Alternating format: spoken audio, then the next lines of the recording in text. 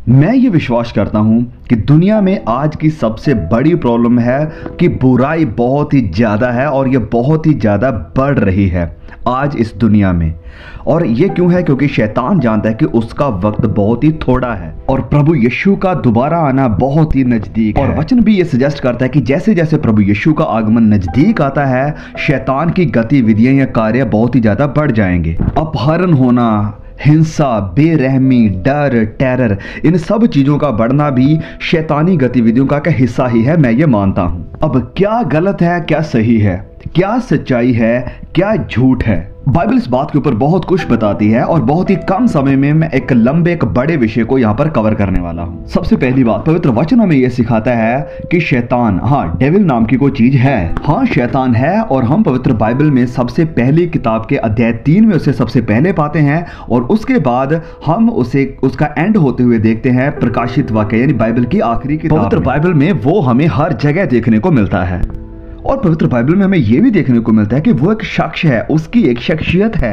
वह चलता है, वह बातें करता है, वह लोगों को टेम्प्ट करता, प्रलोभन में लाता है और वह झूठ बोलता है। वह चापलूसी करता है, वह लोगों को मारता भी है, वह चमत्कार भी करता है, वह नकल भी करता है और वह लोगों के ऊपर जुल्म भी ढाता है। वह लोगों को प्रभावित करता है, वह विनाश भी करता है।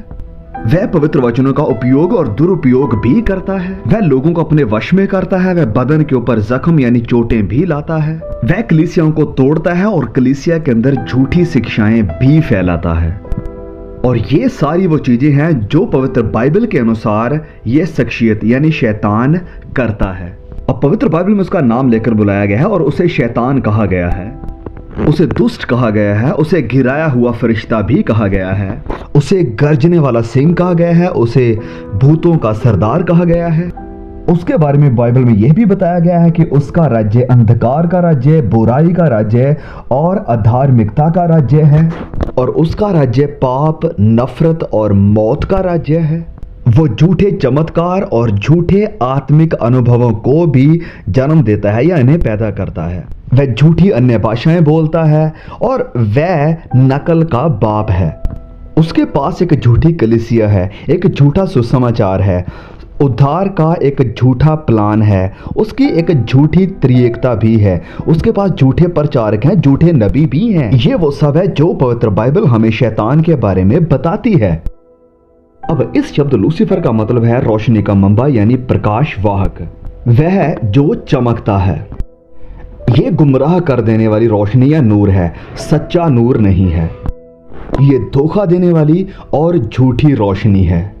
वह वायदा करता है आजादी का, छुटकारे का और जिंदगी का, लेकिन उसकी तरफ से मिलता है दुख, गुलामी और मौत। वह धोखा देने वाला है और आज रात वह आप जवानों को गुमराह कर रहा है, आपसे ये वायदा करते हुए कि अगर आप उसके पीछे चलते हैं, उसकी सेवा करते हैं, उसके आगे सजदा करते हैं और उसके लिए अपनी जिंदगी गुजारते हैं तो वो आपको आजादी, छुटकारा और जिंदगी देगा।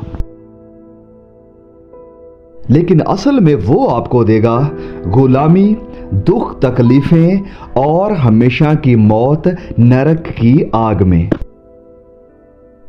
अब पवित्र बाइबल में शैतान का सामना या विरोध हुआ है पवित्र बाइबल में कई लोगों के द्वारा, उन लोगों के द्वारा जिन्हें परमेश्वर ने प्यार किया और जिन्हें खुदा ने आशीषित किया है। उसका सामना अय्यूब ने किया, उसका सामना प्रभु यीशु ने किया और उसका सामना प्रभु यीशु मसीह के चेलों यानी शागिर्दों ने भी किया था। उसे स्वर्ग से गिरा दिया गया और वचन कहता है कि आखिर में उसे इस नरक की आग में डाल दिया जाएगा जो कि प्रिपेयर या तैयार की गई थी शैतान के लिए और इसके दूतों के लिए।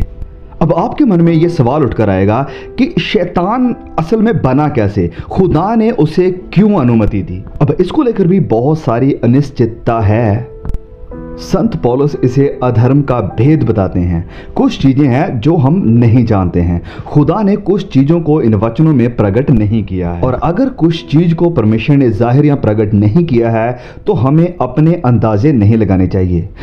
पवित्र बाइबल में कुछ संकेत हैं इस चीज को लेकर कि शैतान कहां से आया और ये हमें देखने को मिलता है यशायाह अध्याय 14 में और इज़ेकियल अध्याय 28 में। यशायाह अध्याय 14 वचन 12 में लिखा है कि हे भोर के चमकने वाले, यानी भोर के चमकने वाले का मतलब है लूसीफर, कि तारे तू कैसे आकाश से गिर पड़ा है, तू अब कैसे काट कर भूमि पर गिराया गया है। फिर आगे लिखा है कि मैं स्वर्ग पर चढ़ूंगा। तो यहाँ पर 5 बार लिखा है कि मैं, तो वह क्या कर रहा था, अपनी इच्छा को परमेश्वर की इच्छा के विरोध में लेकर जा रहा था। मैं स्वर्ग पर चढ़ूंगा, मैं अपने सिंहासन को परमेश्वर के तारागण से अधिक ऊंचा करूंगा और उत्तर दिशा की शोर पर सभा के पर्वत पर विराजूंगा। मैं मेघों से भी ऊंचे ऊंचे स्थानों के ऊपर चढ़ूंगा, मैं परम प्रधान के तुल्य हो जाऊंगा।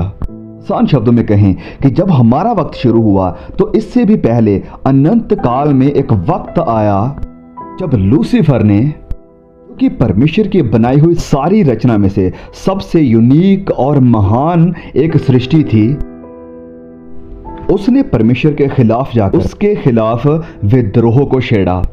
और यह भी मालूम होता है 1/3 स्वर्गदूतों ने शैतान का साथ दिया था, उसे ज्वाइन किया था। सब स्वर्ग से गिरा दिए गए और इस पृथ्वी के ऊपर आ गए। शैतान जो कि लूसीफर था और ये सारे शैतान के दूत जो कि एक वक्त में स्वर्गदूत हुआ करते थे पृथ्वी के ऊपर, अब वह एक्टिव हैं, अपना काम कर रहे हैं। वह खुदा के न्याय में हैं, वह मसीह यीशु की क्रूस और उसके जिंदा होने के द्वारा हरा दिए गए हैं और अंतिम में आखिर में उन्हें नरक में फेंक दिया जाएगा, डाल दिया जाएगा। उनके अंत के आने से पहले वह इस पृथ्वी के ऊपर अपना काम कर रहे हैं और बड़ी ही तेजी से इसे बढ़ा रहे हैं। अब लूसीफर का गुनाह क्या था? घमंड। वह बनना चाहता था खुदा के जैसे, वह खुदा से भी ऊंचा उठना चाहता था। सारी कायनात की एक सबसे बड़ी चीज या शख्सियत हम कह सकते हैं वो बनना चाहता था और इस कारण उसने विद्रोह किया। अब आप कहेंगे कि उसे ये विचार कहां से आया? वेल, हम नहीं जानते हैं। उसके मन में, उसके हृदय में ये गुनाह का, पाप का बीज कहां से आया? हम नहीं जानते हैं। ये परमेश्वर के रहस्य में छुपा हुआ है, ये अधर्म के भेद में छुपा हुआ है। ये कुछ ऐसी बातें हैं जो हम पूरी तरह से नहीं समझते हैं और इस मिस्ट्री, इस रहस्य का हल नहीं होगा जब तक आर्मेगेडन की लड़ाई या युद्ध नहीं आता है, जब हमारे खुदावंद यीशु मसीह अपने स्वर्ग दूतों की सेनाओं के साथ इस पृथ्वी के ऊपर वापस लौटेंगे और वह सदा सदा के लिए शैतान और उसके दूतों का हल करेंगे, उन्हें खत्म करेंगे।